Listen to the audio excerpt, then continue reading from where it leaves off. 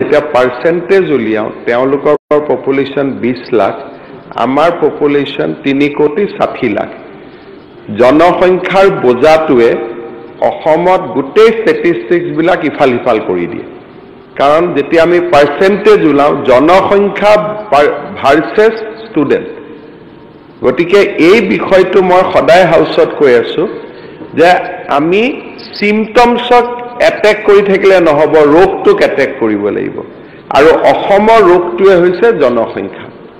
যি নহওক এইবাৰ আমি হায়াৰ এডুকেশ্যন সাৰ্ভেত সকলোৱে খুব ভালকৈ পাৰ্টিচিপেট কৰিছে আৰু অহা বছৰ যিটো আমাৰ পাৰ্চেণ্টেজ ওলাব মই ভাবো will be around the national average আমি 23-24 আমি পামগৈ কাৰণ 130 কলেজৰ ডেটা তাত আপলোডে হৈ থকা নাই এইবিলাক আগৰ পৰাই গুৰুত্ব দিয়া নাছিল যোৱা পৰহি মই নিজে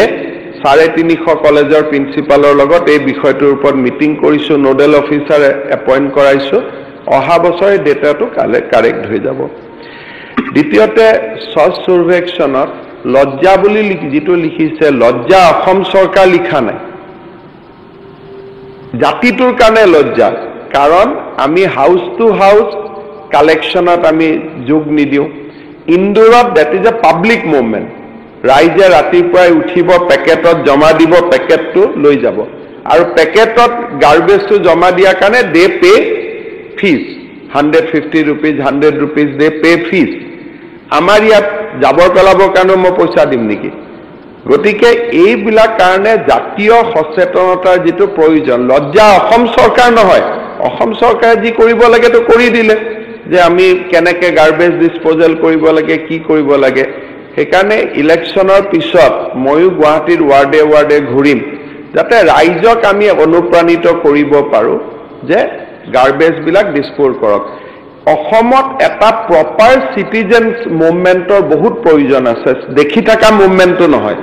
সিটিজেন মুভমেণ্ট অসমক লাগে বহুত ক্ষেত্ৰত সেইকাৰণে আমি চেষ্টা কৰিব লাগে অসমত কলেজৰ সমস্যা নাই 10খন এইবাৰ নতুন কলেজ হৈছে এডমিশনৰ কাৰণে আমি ষ্টুডেণ্টে পোৱা নাই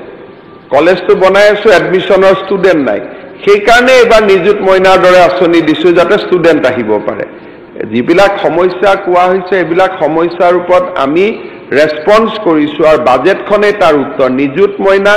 হিতাধিকাৰী সৃষ্টিৰ কাৰণে কৰা হোৱা নাই